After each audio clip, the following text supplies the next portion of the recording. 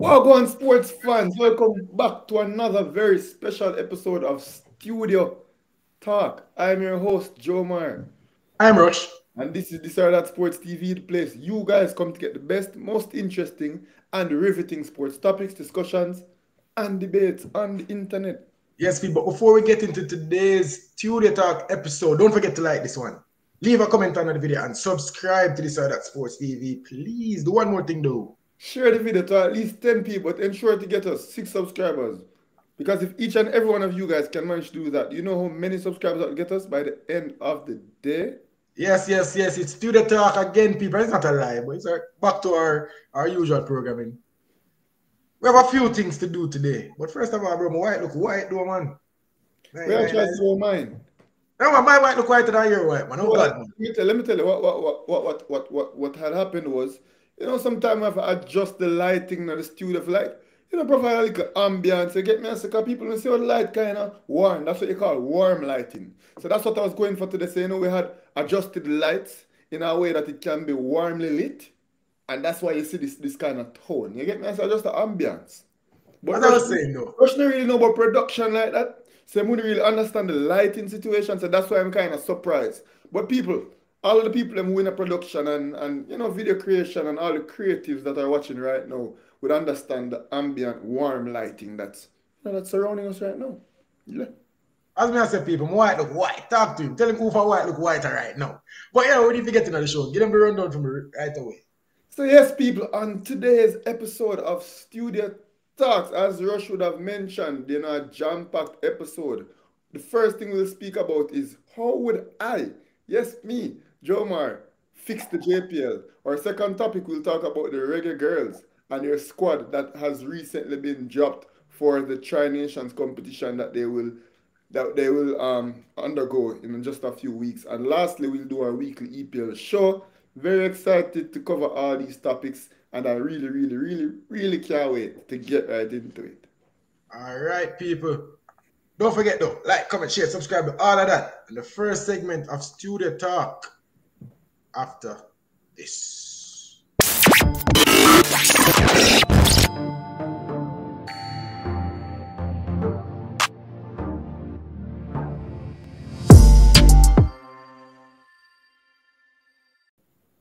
All right. Welcome back to Studio Talk. We're going to speak about the JPL. People have been having issues with the JPL. The JPL seems to be in a bit of disarray right now, punishing clubs, having low turnout to the games, the quality being very low. A couple of issues that we have. A couple people have them also. And we're going to speak about how we think the JPL, or what the JPL should do, to become a better league. Joe Mar have a little beef or go on, it's a beering beef. So, you want to talk about it. What's the beef with the JPL, bro? I have no beef with the JPL. People have this misconstrued that Joe Man from This or That Sports Team absolutely hates the JPL. No, that's not the case. And I believe that the JPL is something that we should take pride in. It's something that we should work hard on to improve. And it's something that I really want to see be better for the betterment of Jamaican football. But I still maintain the fact that players playing at the JPL level aren't good enough to be playing for a national team, because our national team is indeed an international team, if you understand what I'm trying to say. And we possess talent that plies their trades in the highest leagues all over the world. So that's my only gripe with the JPL. I don't believe that players in JPL are qualified to play international football for us, but I do love the JPL. I love what it stands for, or I love what it can be. Don't necessarily love what it is right now. And this is why, I consulted a few people. I went deep into the brain box, and I had just a little idea that I think if JFF works hard to incorporate this, it would definitely improve the JPL. All right.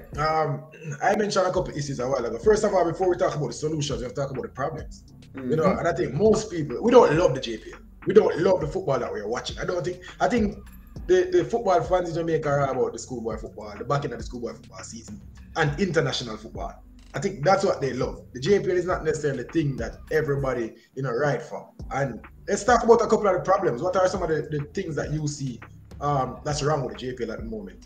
Well, first and foremost, there's been a rebranding of the JPL this season, and I think the people who are running it now, Owen Hill, somebody who's big in marketing for the JPL, somebody we'd really love to have on an episode of Studio Talk, by the way.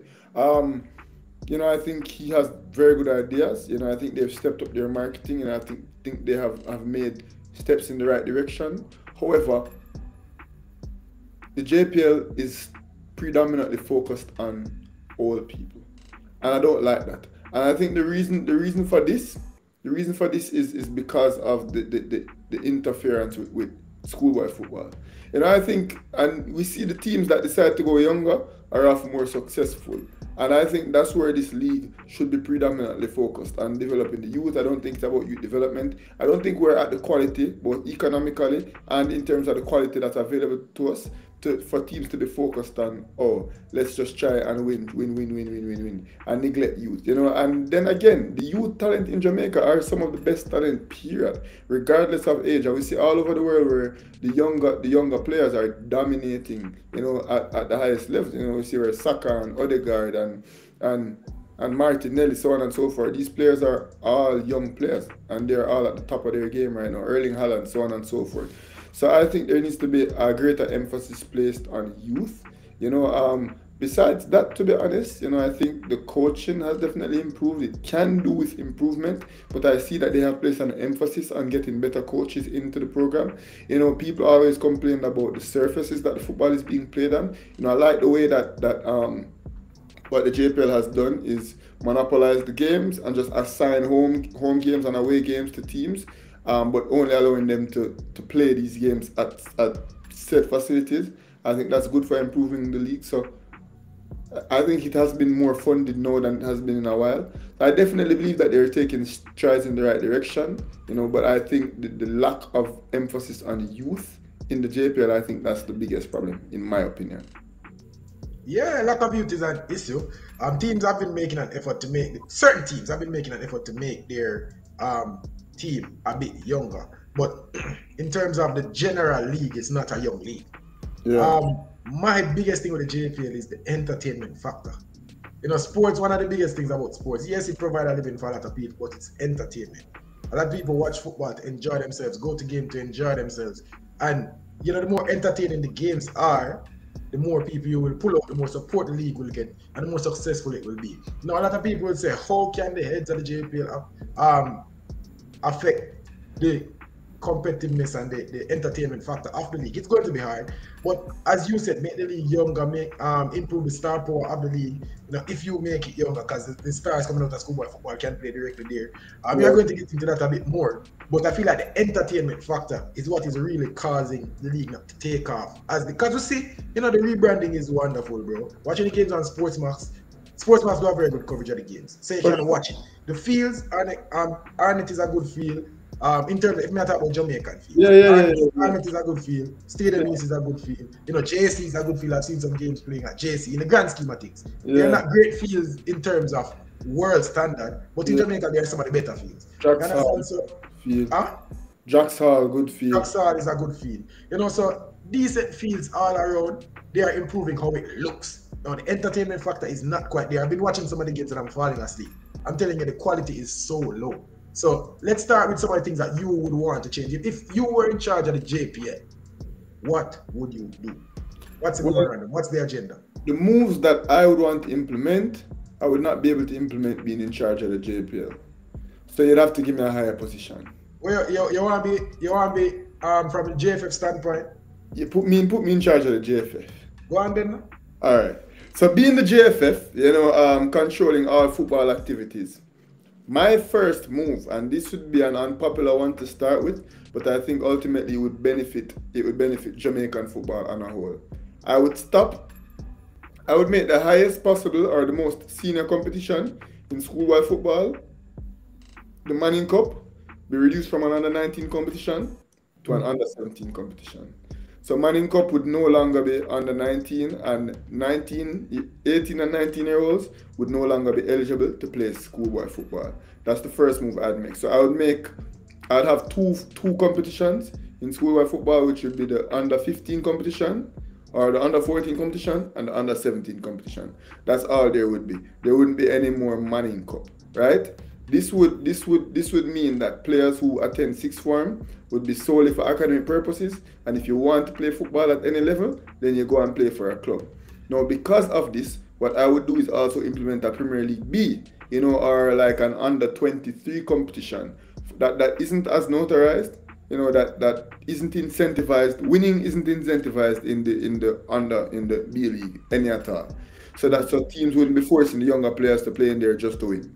So winning would not be incentivized any at all. Those games would be played. Those games would probably be played right before the Premier League games, on that particular day. So that wouldn't necessarily impact costs of running the league. The only thing that you'd worry about is probably an additional team of referees. And then this could also be a way to train the referees in the Jamaican Refereeing Association. So the young referees who need practice and so on and so forth, they could ref the appetizer, as one would say, right? The Premier League B games, where we'd have the teams, the teams that are in the league, they feel their B team. So as I said, there's no incentive for winning, or there's no consequence for losing. So once you're in the Premier League, so say you have 14 teams in the Premier League, once you're in the Premier League, your B team will be in the Premier League. Your B team cannot be relegated. You get me? I say your B team cannot be promoted. Yes, they can win, but there's no incentives for winning. So strictly, that is more of a developmental league than anything? That is so that the boys who would be playing in the Manning Cup, and can't make a Premier League team, right? So yeah, some people at the under 19 level, would have wanted to play Manning Cup, but they couldn't play Manning Cup. So you can't make a Manning Cup team, so you can play with the B teams. And the B teams would also serve as, rehabilitation games for players on the senior team that would just be coming back from injury. They could go and play with the B team. What you say? What about, I understand making Manning Cup now an under 17 competition, making it younger, so that the older players, because really and truly, 18-year-olds and 19-year-olds around the world are not playing. The good ones are not playing high school football. Yeah. So I understand that and I agree with that point. But what about giving a quota to the schools to say you can use no more than 3 players over 17 in your Manning Cup competition, and those would be the players that can't make a Premier League team, if you understand what I'm saying? No, but then those wouldn't be the players who can't make a Premier League team. Those would be the 3 best players under 19 that would be from that school. No, but remember, you have to improve the JPL, and you have to make the JPL the thing that they want to play. They no longer want to play an under 17 competition, if you understand what I'm saying. So JPL will now be the thing, because you eliminate the under 19 competition. And remember, the top talents under 19 are not playing high school football. Yeah. That's what I'm saying. Instead, because the League B, yes, you make it sound easy when they say, there wouldn't be, a lot of things going into running a separate league, but there would. Especially running it simultaneously with the JPL. That's why there wouldn't be much going into it. Because I honestly believe there would. You talk about cost of transportation for one more team. You talk about another training session, additional coaches. I want people going on. So I say, instead of doing that, what about giving the schools a quota? Just an idea. Because I don't mind the JPL being, but I do think that it will take more revenue. As I said, there has to be a Premier League B. We see in other competitions where they have the under 21, so on and so forth, where like a player who is 35 may well find himself playing in the under 21s for a couple of days, if he's just recovering from injury, so on and so forth. But the difference in England is that an under 21 team can be playing in the Championship, while their associate senior team can play in the Premier League. I would say there's no relegation for the same exact fixtures. So like if today the Chapelton Maroons are playing Arnett Gardens, then the Chapelton Maroons B are playing Arnett Gardens. The only difference would be on the league table, right? And then there'd be no relegation or anything like that. You understand what I say? Yeah, so, I understand. The only issue there is just, I honestly believe there would be a issue with the cost and the revenue to run that separately, because more things are going on, man. But I understand that if you can manage that, then why not? If money is not the problem, then it's a good idea. How much money is being pumped into Manning Cup? And I believe that schoolboy football, especially at the highest level, would be more expensive to run. It's more expensive to run than that competition that I just spoke about. It's still there now. This is a separate competition. Yeah, but it wouldn't be as cost effective. It wouldn't be as cost intensive. Because the Manning Cup is just the course. It would just be like course. That's all. It would simply just be run like course. And we take the emphasis off schoolboy football. You know what this would lead to? This would allow schoolboy football to be more focused on development. You get me, I say? And then at 16, you play your last year at schoolboy football. You can call it anything you want to call it. You can still call it Manning Cup for all I care. You know, and you graduate. Let's face it, sixth form. Not many of these students would have gone to sixth form had it not been for football. Let's be completely real. And sixth form is not that important for one's holistic development. Let's also make that clear. I think two of our most wasted years in terms of life were in sixth form, considering that we didn't take sports to the next level. Sixth form is literally only useful if you want to be a doctor or you want to be an athlete, and that's in the Jamaican sense. You get me? I say sixth form is not really that useful, to be honest. So this would deter a lot of people from going to sixth form, and the people who really do go to sixth form are the people who would absolutely need to go to sixth form. Now at 16 years old, 17 years old, you have CSEC, you have your subject them. You chase your dream of being a professional footballer at this point. You get me? I say, and if you want to go university, then you don't have to go sixth form.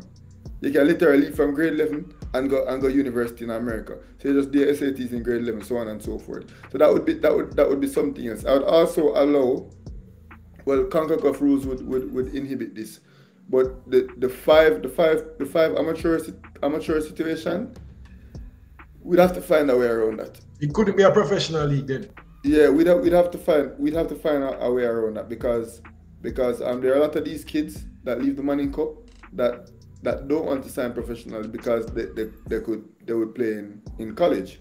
And I'm saying maybe those are the ones who would also get to play in the B competition. You know, the ones that want to go to college, you get me, I say?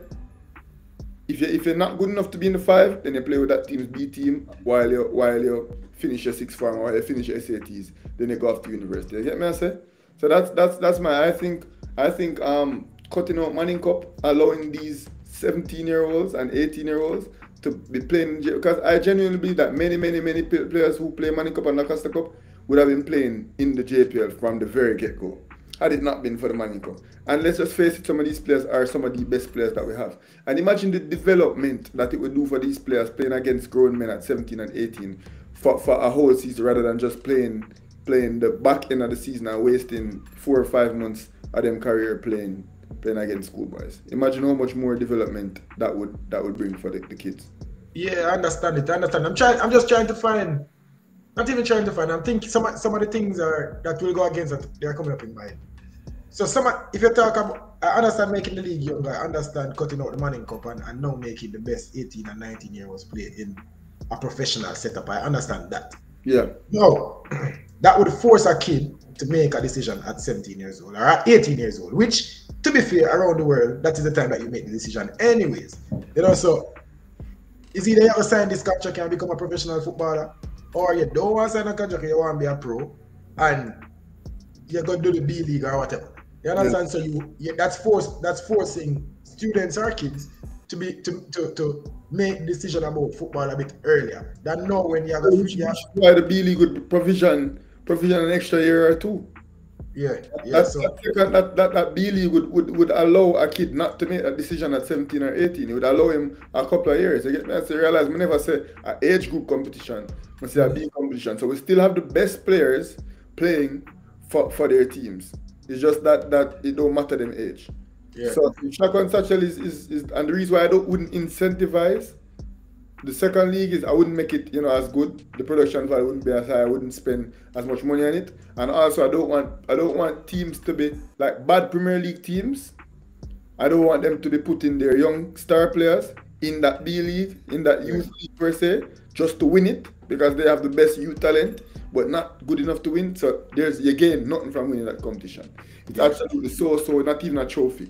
Not even a trophy you get for winning that competition. Another thing. Because people are going to say them things in the comment section, so I have to say them on the show. When those kids come out at school at 19 and 18 years old, and yes, you want to make the league younger, right? Remember, that's the whole point of this, to improve the league and make it younger. What happens? Not only younger, better, like all the best. I understand. It's not only younger. Yes, more make it younger, but some of the best players that the JPL could have at their disposal aren't playing schoolboy football. I understand. Regardless of their age. Yeah, and then what happens when those players know don't get a move outside of the country and they are now 28, they are now 29, they are now 30 years old? You can still find yourself in the same predicament that we're in right now. A lot of the standouts from schoolboy football, a lot of the schoolboy football players are still in the league in their high 20s because they just didn't get the move outside. Are you going to have a cap to say, yo, we can't have more than this amount of players under 27 or under 30 years old? How will you manage that to make sure that over this amount of players over the age? I mean, over the age, yeah. So most of the team have to be young. To be honest, if you are putting a professional, you cut the man in cup, you know. Yeah, you cut the man in cup. Exactly. So you have to make sure say them they are play JPL. Yes, so we're gonna stop them from playing JPL. If the man them were just 5 years ago, they transitioned out of schoolboy football from 17 years old and they are now 22 and going up there. 24, 25, 26, 27. They are still in the league. So bro, that is taking up a space that a youth will just come out of under 17 from high school football. You realize my whole aim was not you are thinking that my first priority is to make the league younger. That's not my first priority. My first priority is to have the best talent playing in the competition for 9 months of the year at any given time. Right? And I think a byproduct of that would make the league younger because I genuinely do believe that the younger players are better. You get me, I say? So as football progresses and as these young players leave from Colts and they're fresh and ready to go, I think they'll consistently walk into these teams and knock some of those players who fail to work hard and to progress at a level, knock them out of the first team and knock them to the B team, so on and so forth. So my priority is not necessarily making the league younger, but I think doing this would make the league younger by default. But my priority is just having the best quality playing in JPL and having more kids playing at a professional setup from younger, giving them more of an opportunity to be seen in a professional sense. So a 17-year-old and an 18-year-old is more likely to get picked up by an international club than a 20-year-old just coming out of the Manning Cup. You get me? I try to say? I always say if players aren't playing in JPL by 19, if they aren't playing professional by 19, it's looking like Division 1.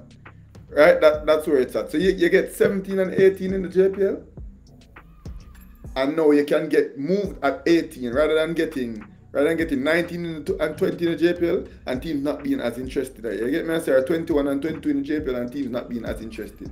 So these young players would filter out. They probably play a year or two in the JPL, impress in the JPL, get their move overseas rather than playing in the Manning Cup and not be looked at, because let's face it, nobody, like you hear scouts say it, yes, outstanding player, but it's against schoolboys.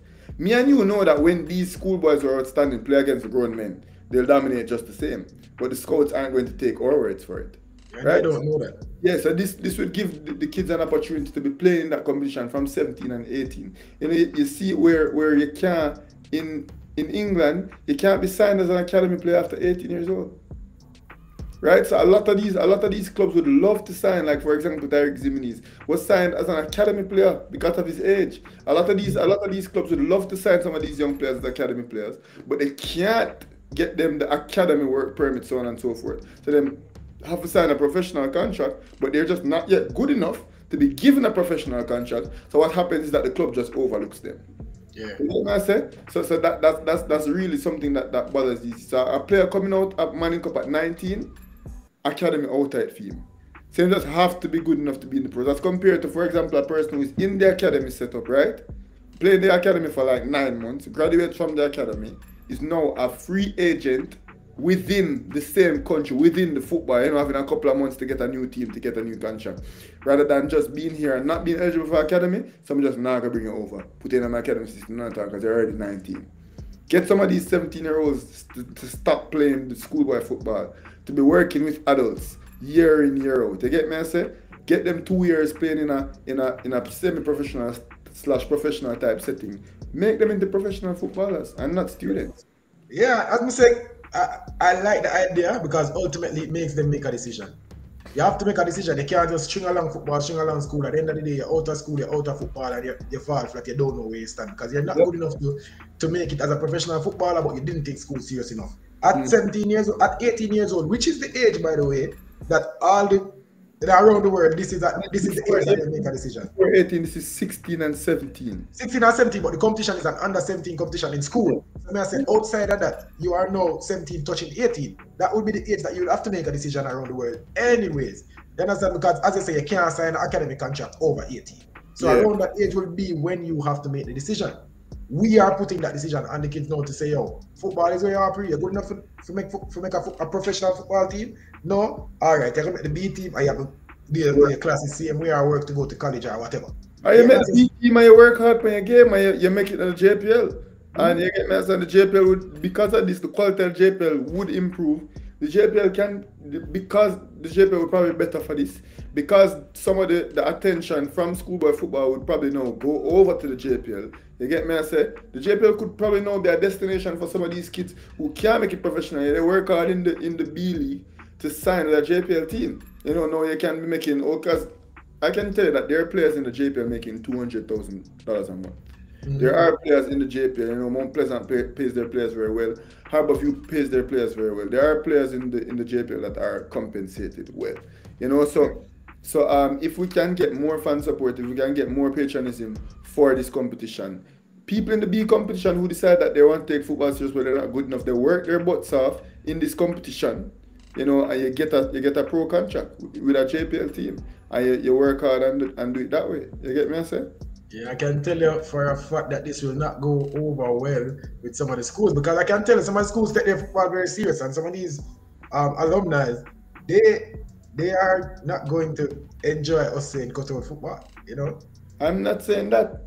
Cut out the Manning Cup.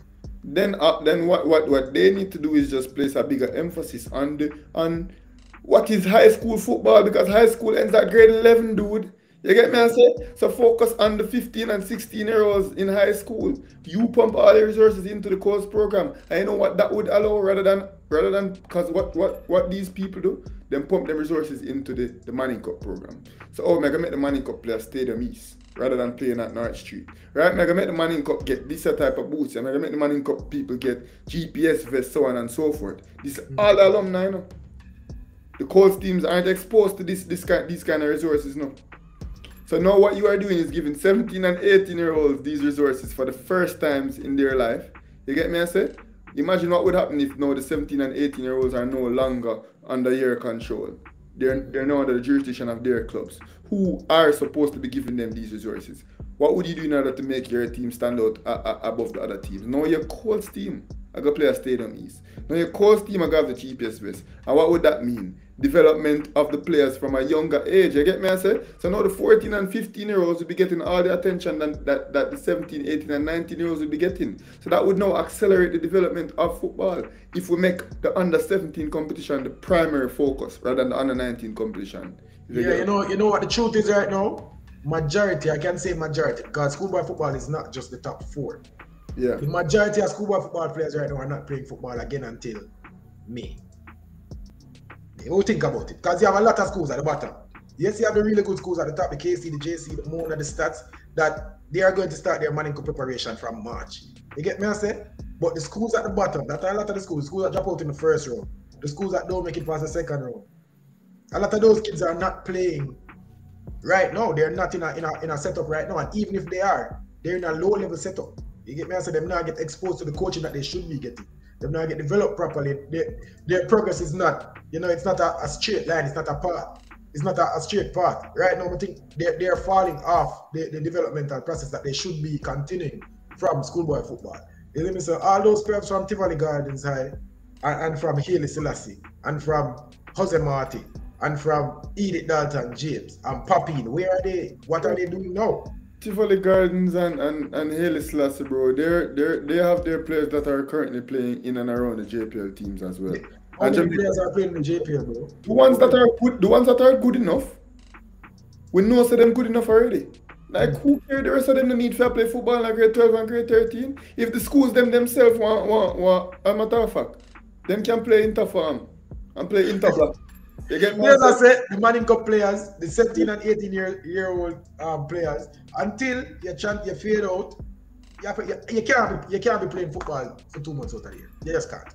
You get me? I say, and then some of them just fall off. Even the ones that have the talent and could possibly, you know, have that spurt at 18 years old. Yeah. No, we just not gonna see it because they play football for 2 months out of the year. Exactly. You know, so we don't love it. But as I said, the really good ones. You have a lot of people from those set schools who are just going to go to sixth form to play Manning Cup again. Don't go sixth form, go play Manning Cup, go on Arnett B. You get me? I say, and play football there, and then try and make it into Arnett's first team. Yeah. So I think, and then as I said, know that Manning Cup not dead if you eat up the resources and the players where Issa and the old boys put into it. The alumni can pump it into codes. And now these are 14 and 15-year-olds that are getting the same treatment that the Manning Cup. So imagine the under 16 teams or the under 17 teams. That's what I would put it. Give them like an extra year to play in grade 11. So the under 17 teams are getting the GPS vest and getting the full camp in the holidays. You get me? I say, and getting the treatment that the Manning Cup team would be getting. Don't you think that would be better served for 14 and 15-year-olds? Don't you think that's how our 14 and 15-year-olds should be treated in Jamaica? And that should not be reserved for 17 and 18-year-olds? And yeah, the 17 and 18-year-olds should be getting that. But when them go play for Arnett, they might play year round and they might get that. You get me? I say they might get them meals a day. They might get them GPS tracker, them GPS vests and so on and so forth. So make the youth them, make the under 17 kids them get that. Yeah. 30 minutes on that topic. Good conversation though, and I'm sure we'll visit it again. The people probably got mad about this topic because yes, some people love them JPL, some people love them Arnett Gardens as they know it right now. You know, Jumbies love them clubs. Some people love them Harbourview as they know it right now, and them Cavaliers as they know it. But people want to get the clubs wouldn't change. I'm not saying change anything about the clubs. So I think them love them football, love them know it, and we are saying, oh, shake it up. Shake it up. Some people love them Manning Cup. Some people love them Manning Cup. JFF used to have an under 23 competition now, which them scrap because it was madness. Because people would take them young players and play them in an under 23 competition to win that. You get me? So the way that was formulated was idiocracy. You get me? I say? So I would reshape that, but it wouldn't change up the I could say so many things because I have so many plans to franchise the JPL and sell so on and so forth for another day. That's not what I'm saying. I'm saying where the problem is cut out the Manning Cup and replace the Manning Cup with a B competition for the clubs. You get me? And who would be mad? What I should have said is who would be mad is the supporters of the schools and the old boys of the schools, you know, that dominate the Manning Cup. And them would only be mad if them are idiot. Because at the end of the day, the only difference, it's just 2 years removed. So imagine the Manning Cup was under 21 before, I'm just saying, and it moved to under 19. Say it's under 19 and it moved to under 17. What's the difference? What changes? Now, instead of having your best 19-year-old player, where going to be the star man where you focus on, it's going to be your best 17-year-old player, your best 16-year-old player. What's the difference? You get me? I say, you still can beat, as a KC man, you still can beat up JC in the Manning Cup finals. It's only said the Manning Cup are going to be under 17. You get me? I say, when you still can go full stadium and go watch the Manning Cup finals, the only difference is the age group that's going to be playing. And think about it, Deshaun Richards at 16 would still be a ridiculous Manning Cup player. Yeah, that's what I said. The standouts in the schoolboy football right now, there are some young talents. But people, this is what we have to say. What's going on in the JPL, you know? You might want to change some things. People, let us know. What are your opinions on this? Talk to us in the football, we make full butters off, you know? Yeah, and imagine how I said it. So people, we want to see football in Jamaica improve. It's not about schoolboy football. It's not even about the JPL competition. It's about the football inside of the country and the best way to move forward with that. So let us know, what are your thoughts in the comment section. We're going to move on and have some keeping up with the reggae boys. You know, if we talk about reggae boys and our reggae girls, they have a big month coming up. So people, stay tuned. The next segment of Studio Talk after this.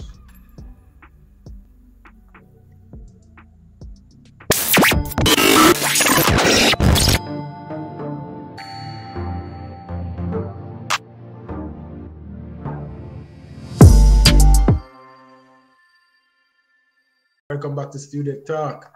I'm keeping up with the reggae boys time again. We're here to talk some international football. We're here to talk about our world stars from Jamaica.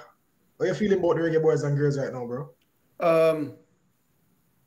It's a good time to be alive. Especially being a Jamaican, I'm constantly bombarded on the weekends with Juice Spences and Khadija Shaws and all of these talents that we have playing for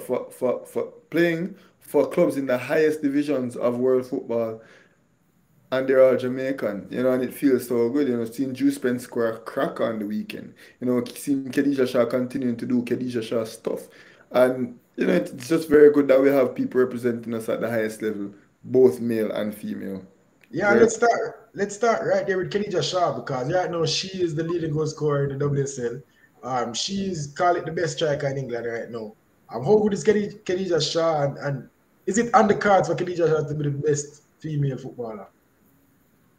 in the world, Yeah, no, is it there's on the cards? I'm not saying that she is. She's clearly not right now, but me I But say on the she's cards. still very young. She's still very young, but there's a lot of young talent, man, that plays in Spain and France that are really on another level. But Khadija Shah is definitely making strides, and she's definitely one of the best footballers in the world. But in terms of the Ballon d'Or type situation, Yeah. I don't think that she's at that level, nor do I think that she will get to that level. However, being the greatest reggae person of all time, I've already said it. Khadija Shaw is the best person, the best Jamaican to ever lace up football boots. I've already said it. And what she's doing is proving me right over and over again. Some people, I don't know, not respecting our women enough would have said differently. But in my opinion, my humble opinion, you're not throwing a word for nobody. Khadija, the best Jamaican to ever lace up a pair of boots. All right, I hear you. Now I have a respond. But where man say Khadija Shaw baller, you never know. As I said, she's young in terms of striker. She's up there with the best of them. Mhm. Um, I think, but bro, you say you don't think Ballon d'Or upon the cards fair? Right now, she have 2 Champions League goals. You never know. Man City win the Champions League, they win the WSL. You never know. You see me I say her performance right now, she's having more goal contribution. She's having just as many goal contribution as games. So for Man City, you never know. We'll go to the World Cup or come out of the group. You never know. You see me? I think it's on the cards, and definitely for the future. I give her 2 or 3 more years to really see her peak. But I don't think she's at her peak right now. I think she can do so much better. And I think, man, Khadija Shah is so good. I actually believe that if she work on even the athletic side of her game a little bit Yeah, more, just she about, will be a beast. just about to say that. Work on her speed, work on her shot movement, work on her change of direction off the ball. Oh my goodness. Because That, right now, our positioning is great. Our goal scoring IQ is great. Our forward play is great. Our yeah. link up play, great. Skills, great. I feel like the weakest part of her game is her Yeah. athleticism. She's not a super athlete. She don't run very fast. She don't jump very high. Yeah, exactly. And she's not very agile, so she doesn't change directions very quickly. But her Yeah, technical ability, man, sound. But one thing she does have, to her physical advantage, she's a monster of a person, and not in any offensive way possible, because we've seen her comment section how the men love Khadija Shaw's figure and love her shape and love her braids and so on and so forth. But she's a machine, and she mhm. really can move through players. It's so weird that I think Manchester City has the two most powerful forwards playing for both their women and men's team. Yeah, We see all the other top women footballers. They are not powerful. They're not big and strong. They're skillful players.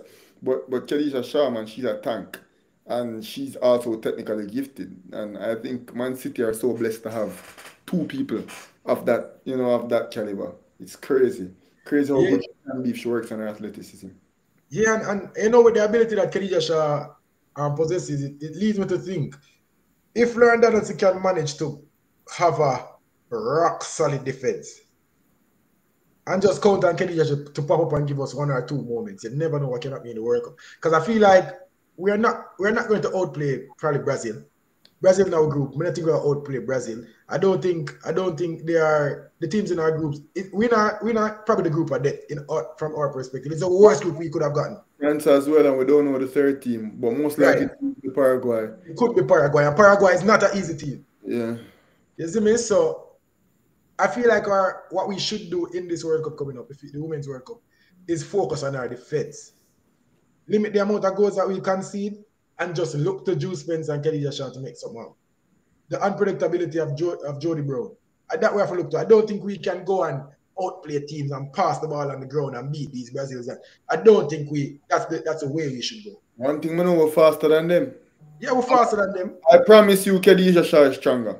Yeah, but them, bro, it's not their strength. Yeah. It's not about them being athletes. It's about their technical ability. They're so far ahead of us. Oh yeah, without a doubt. But you're saying if we hold tight and get them on the counter and use physicality and technical ability, and I'm saying I guarantee you will outrun them. Jody Brown is one of the fastest professional. Well, she's not professional yet, but she will be. And when she is, she's going to be one of the fastest ones out there. She's super fast. You know, I honestly believe if Jody Brown wanted to be pro today, she could. Oh, yeah, she can be. You know, but as I said, women's football, it's not as lucrative as men's football, so it serves more benefit to finish a degree. You know, with the NCAA and make yourself more marketable just in case, you know. But definitely Jamaica will be one of the more physically blessed and gifted teams.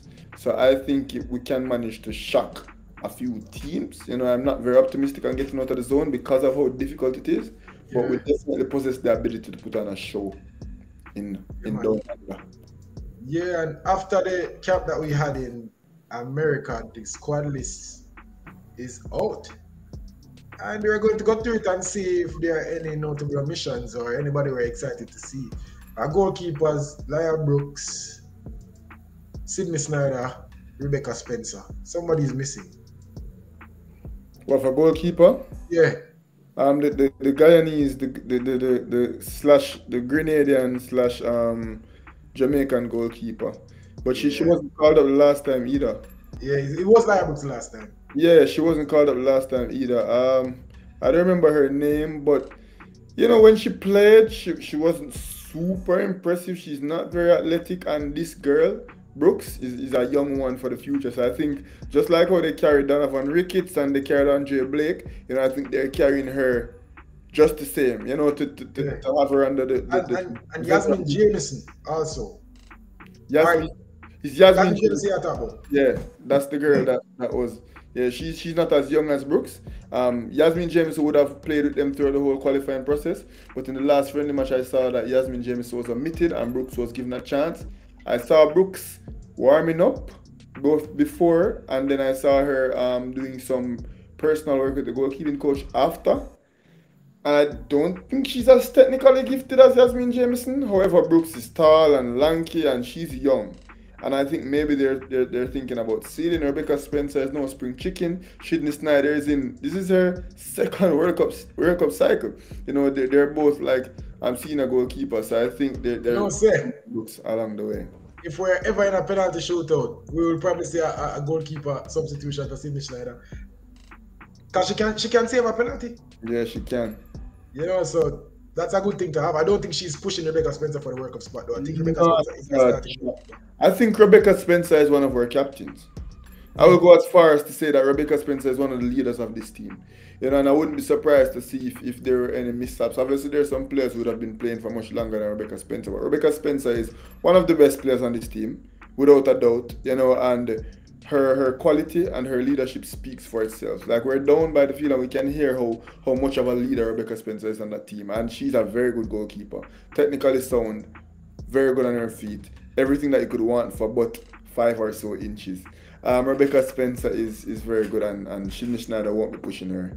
And I think Yasmin Jameson's omissions for the past 2 call-ups is simply because this Brooks girl, she's a young one, she's tall, and she's for the future.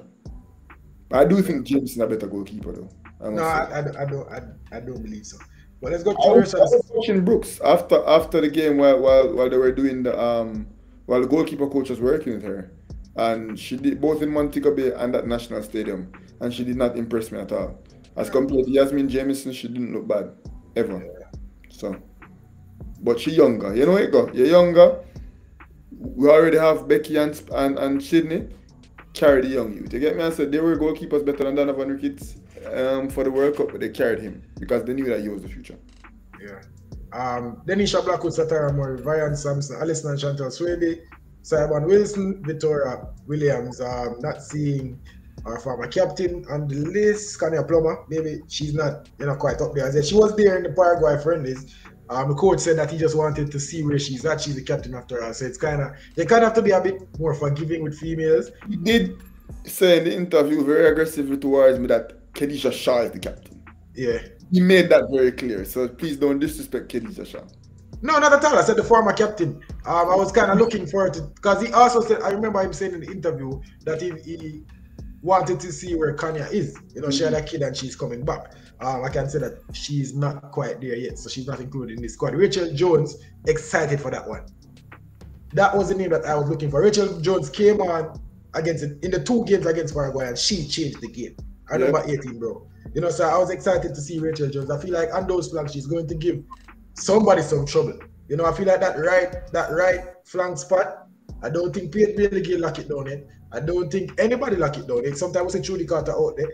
Yeah. Rachel Jones can steal that spot. I feel like Jody Brown have the other spot, but Rachel Jones can say something about that. Judy Carter,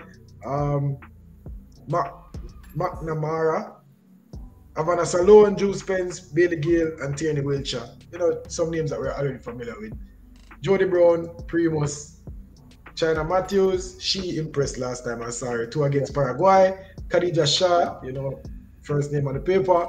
Cameron Simmons, Kiki Van Zanten. Did we see Kiki against Paraguay? No, the college players didn't come that time. Right. So Jody Brown, there was no Kiki Van Zanten, there was no a few other. Yeah, we also didn't see Shadi, and Shadi is not in this one either. Well, that's an omission. And my favorite reggae girl, Marlo. Yeah, Marlo is not in it. Miss Marlo, we miss you on the team. You know what? Yeah, I'm not seeing a couple names, but man, I just want the best squad. Like the reggae boys for the reggae girls, I just want the best squad. Listen me, so people, this is our reggae girls squad. At the moment, hopefully them can, you know, go to that 4-team tournament and play well and ramp up towards the World Cup. But it is what it is. Ready for some? Oh, we have more to talk about. Whisper.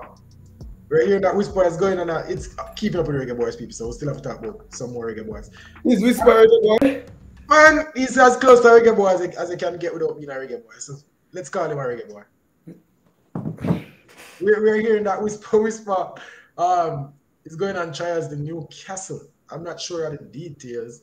I'm not sure how easy that is. I know that it's not easy at all to go to England before 18 or even after 18. It's not easy. If he can get an academy contract, it is possible. Yeah. Yeah. The issue with a lot of these players is that too young. They're too old to get academy contracts, and nobody wants to sign them on a pro contract.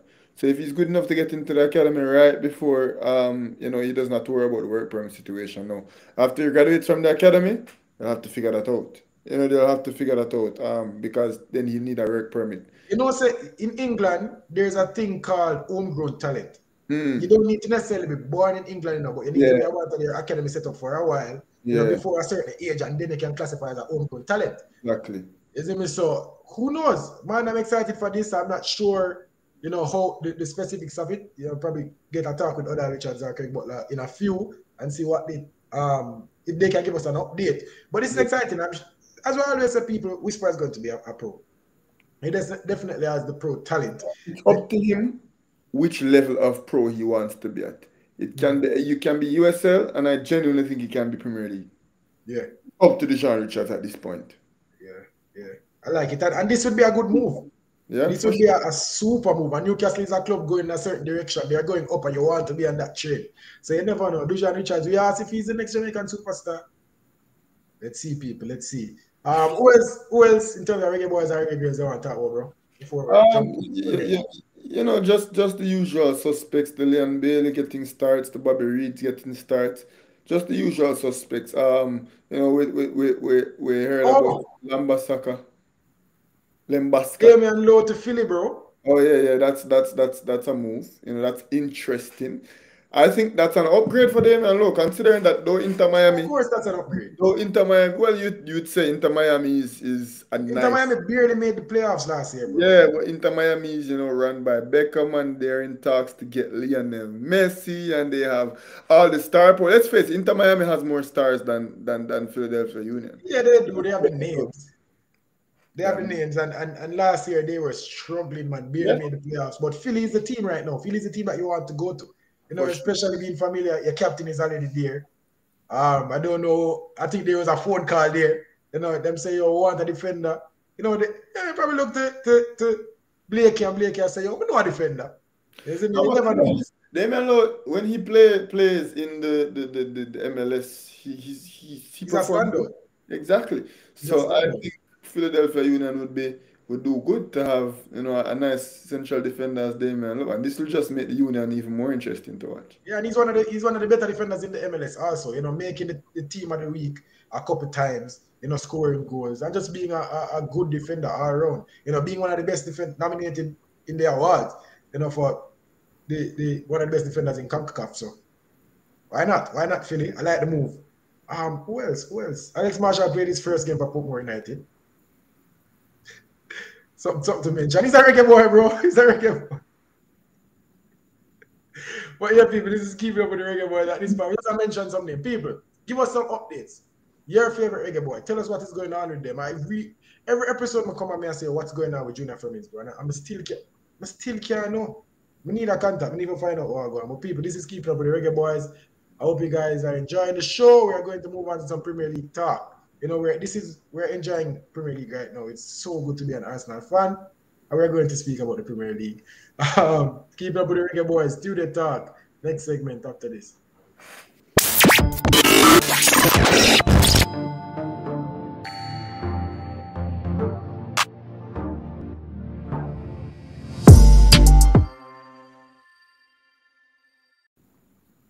Yes, Glory Man United. Where do we start? Where do we start this week, bro? Where do we start? Wait, so you want me to do some singing for the people then? Go on up, but let me hear you asking. Glory, glory, Man United. Glory, glory, Man United. Glory, glory, Man United. As the go. As the Reds go marching on, man. You're the Reds, man. Oh, the Reds, Saints of Southampton. Yeah. Might be the same thing. The same damn thing. Because look at this Manchester United. Hey, Manchester United, they're in an uptrend. Oh my goodness, they're playing some exceptional football. They're in an uptrend, but I was never worried, man. In fact, Manchester United are the second best team in England right now. Madness, garbage. They're not better than Man City. They're on better form than Man City. They are on better form than Man City. We just beat them, and they drew to Crystal Palace. They're not unformed. They're not more unformed than Man City. Man City. When was the last time before us Man U lose? Man, remember they were on a 5-game. They were on a 5-game win streak. And lose since we come back from World Cup. Bro, them draw and them. We're the first. Who beat Man City? Who beat Man City? Tottenham beat Man City. No, Tottenham never beat Man City. Who beat Man City? Man City came back. Who beat Man City? Brother, Man City second in the league, just behind Arsenal. Man City are the second best team in the league. Yeah, but on form, because Man U make a serious push. No, Man U make a serious push and they're up there right now. They might try to cement themselves to be in top 4, but me not see. Go and talk to the people then. Yeah, the game against Manchester United, people. I was enjoying that game, man. The game started. What do you mean? What do you mean who beat Man City? Eh? What do you mean who beat Man City? Manchester United, fam. Oh yeah, Manchester United beat Man City. How much last? How much last them on? Huh? What's the last? How much last them on? Well, so since I talk about since World Cup, since them come back from World Cup, Manchester United lose one game. Man City lose one game to what am I saying? Man City lose to Man United. And jeez, I can't even talk, people. Arsenal was the first team to beat Man U since the winter break, bro. Who else Man City lose to? Who else Man City lose to? Just Man U? So Man City lost one game, Man U lost one game. Just a while ago, Man U until Arsenal beat them, Man U did not lose until Arsenal beat them. Arsenal come put a wrench in them wagon. Look here, Man U, and they've been winning consistently too. Them come back from World Cup. No, I'm not say, bro, Man U, as I said, they're in an uptrend, but right now, I'm not pick Man U over Man City either way. The football them play. If you're talking about even at form, bro, yes, Man City last one. City is a better team than Arsenal. City is a better team than Arsenal, but Arsenal are in way better form. Like if you look per form, Man City are not a better team than Arsenal this year. Man U, 3 And love. form, generally, Man City is not better than Arsenal this year. Man City have the more expensive team, and Man City have the better players. Them have a better players, them have better individual players, but they're not a better team. Arsenal on more form. This season, bro, Arsenal is better. Arsenal is a better team right now to this point. And then for the last That are just form. That are the league. Yeah, Arsenal the best team in the world right now. Right, so and a form. For the last 6 years, Manchester United have been a better team than Man City. All right, fine. The point is not even Manchester United. I don't know why you're arguing for Manchester United right now. But it is. I'm just saying that we beat the second most unformed team in the world on the weekend. That's what I'm trying to say. I know. But just a try to say, Man U. I'm talking Manchester United, Bridget. I'm not talking Manchester United. I'm just saying Arsenal is so good that as the Gargans come, beat who them want beat, 3-love, 2-1, and them come and them face the best team in the world, we'll just put them down like anybody else. The second most unformed team in England will put them down like some stray dogs. That's what I'm trying to say. And put them down we did. Marcus Rashford came and he tried. He was so good. Stop trying to downplay the man. Marcus Rashford was... Where you mean? Why you say Marcus Rashford? Marcus Rashford... Because I like Manchester United, what you mean? Yes, but... So where you have to stop downplay? What are you... Who you support? When you downplay Man, you make it look like what we did on the weekend was just an ordinary feat. I simply said Marcus Rashford tried.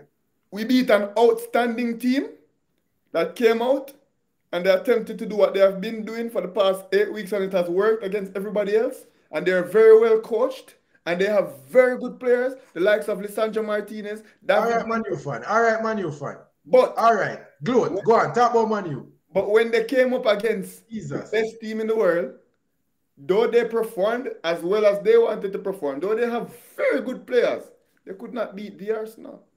That's what I'm trying to say. Whatever, man. Who were some standouts from that game? Because obviously we're talking about Arsenal. Yeah, as I said, Rashford was outstanding, scoring the goal of the game. Well, I think Saka goal might be a bit better. But Rashford... Yeah, which a bit better? Saka goal clearly better, brother. It's not clearly better, bro. I don't know where you're talking about, dog. Rashford no, as in Rashford goal was from further out. No, it was not from further. Don't do that. Don't do that. It was not from further. It was the goal is on top of the box, Rashford. We're going to watch it back. We can't play it right now, but we're going to watch it back soon and we're going to talk about it. Half a year. But people, tell us in the comment section, which goal better on the weekend, Saka or Rashford? I think Saka's goal was slightly better, but don't make it look like... Bro, Saka goal was way better than Rashford.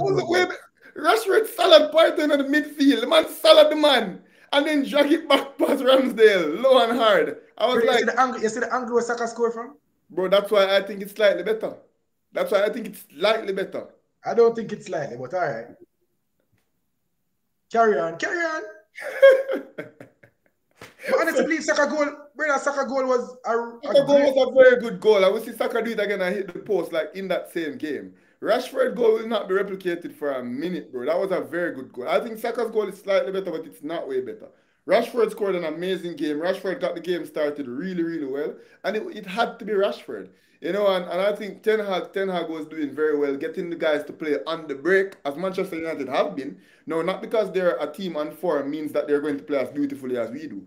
Because that's not how they want to play football. And I think Ten Hag has them playing just the way that they want to play. And I think Mane will continue to go on and do well, unfortunately. But Arsenal were just too much to handle. So Rashford, definitely a standout player for me. Bruno Fernandes did perform well in spurts as well. Yeah. I believe this is a very important game in our title charge. I believe this was... I think the Manchester City fans were looking for a favor from their rivals. They didn't get it, but this win... They don't get it. No, man, I honestly believe that this win, what it did for us, even off the pitch, bro, I feel like it really inspired everybody. Because Manchester United, as much as I hate to say it, Manchester United is a team that we oftentimes struggle to beat. And even if we beat them, sometimes we struggle to outplay them. Obviously, Arteta changed that, and we were unlucky for the last 2 times that we played them. We really should have won the game, but we didn't. You see me? And the fact that, we went behind, we fought a really good Manchester United team, and we came out on top. We got a go-ahead goal in the dying embers of the game. And I feel like this would have done a lot for our confidence. This would have done a lot for our belief in our title challenge. So I'm happy with this one, and I believe that if we can win one of those Man City games and draw one, league done. Matter of fact, if we win one of the Man City league game, there, league done. I genuinely believe that, and people might say I'm madness me attack. I don't think Arsenal has two more losses in them all season. I think we may lose one more game. Manchester United was the only team who could manage to beat us in the Yeah, I'm first gonna round. say we lose two more. I'm gonna say we lose two games, but what happens now if we lose We again? didn't, we didn't. Unfortunately, we haven't gotten the chance to play Manchester City. Unfortunately, due to whatever would have happened. But we're going to play them and we're going to beat them. I don't see us losing twice more in this season. We've dispatched a few teams twice already. Teams that we don't need to mention. To be honest, they're not worth mentioning. You get me? I say Liverpool came and they got theirs, and I think they'll be made easier work of in the return leg. Chelsea, it's whatever. And even the games that we drew, like, Newcastle, there's a good draw from Newcastle, even though we missed some chance and we should have won that game. And then I think, was it Southampton that got 2 points Yeah, from us? yeah. That happened.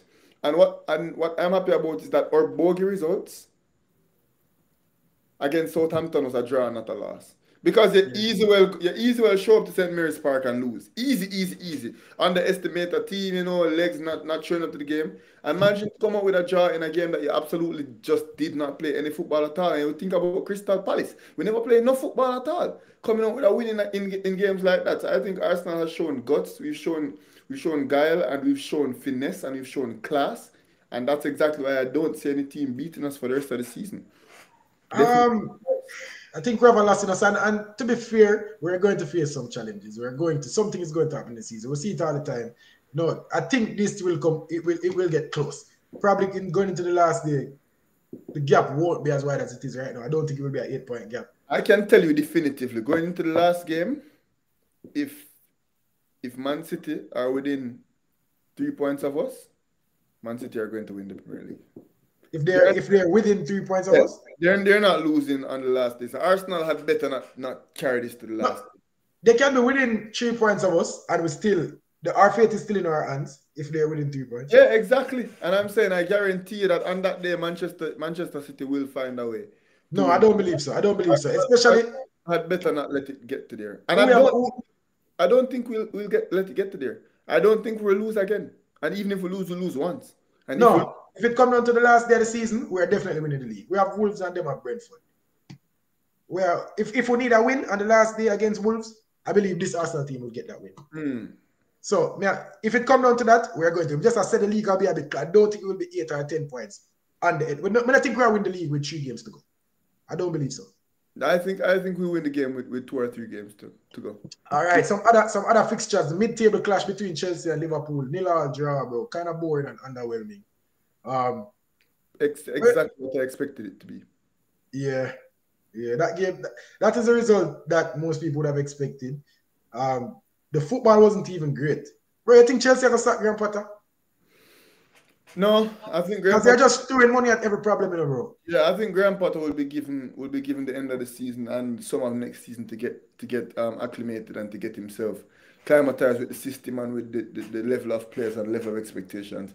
I do believe that any smart management would go ahead and give him some time. However, smart management is not necessarily what we've seen from Chelsea FC. But I don't think he'll be sacked.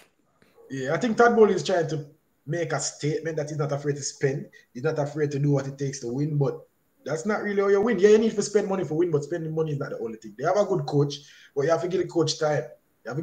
Chelsea have a lot of injuries, and even though their season is not going great, I think their injuries have a lot to do with that. Getting their star man Raheem Sterling and him falling to an injury early. A couple of their players, ZH in and out, Pulisic injured. A lot of their players just not, getting a good run of games.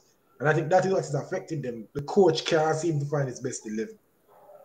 But yeah, Chelsea, awful right now. Liverpool, we spoke about Liverpool last week and still no form, can't catch form. We spoke about it early in the season, bro. Did Mane cause this? I think Mane is definitely a big cause, but then you have to think about it. Mane's replacement, Luis Diaz, also, not Yeah. playing football And for them. Diego Jota going down. Yeah, so we can't necessarily say Mane caused this, but lack of depth, up front is definitely the reason. Would Yeah. Mane have made the team better? Sure. Mane is also injured right now. So You get me? I said, so who knows what would have happened? So I don't necessarily think it's Mane who caused this, but I think lack of attacking depth, definitely a problem. I think an age in midfield, definitely a problem. I think defenders that are just short on confidence and just not playing very well is what's costing them right now. So I wouldn't necessarily pinpoint it to Sadio Mane being the catalyst All for this right. decline. Tottenham, the final team we're talking about today. The last game of the week was Tottenham versus Fulham. I feel like Tottenham, they were lucky to get away with a 1-0 win. I think that was just Arcane winning the game for them. You know, he got one outside of the box, so we push it off, kick it at the goal. You know, that game, Mitch had a lot of chances. Their forwards had a lot of chances, and they just couldn't quite put the game in the back, put the ball in the back of the net. Lloris had a good game. He needed one. You know, he had a good game. But yeah, Tottenham being a bit lucky right now. Last season in the Premier League. Yeah, it I could think be. Lille or Leon will be getting a goalkeeper soon. Or Yeah, Marseille or somebody of that ilk. It could be. But to show you how bad this, I don't know if this is a good or a bad thing, but the league, you think about it, Tottenham has been performing so bad this season, and they're just 3 points off top four. They're 3 points off Newcastle. You know, kind of weird. Thinking about people saying, yo, if Conte should get sacked or whatever, and they're just 3 points off Manchester United, who is the most on team form this season. So, little bit of perspective, Tottenham are still in there for top four, even though they're not being impressed with all of their season.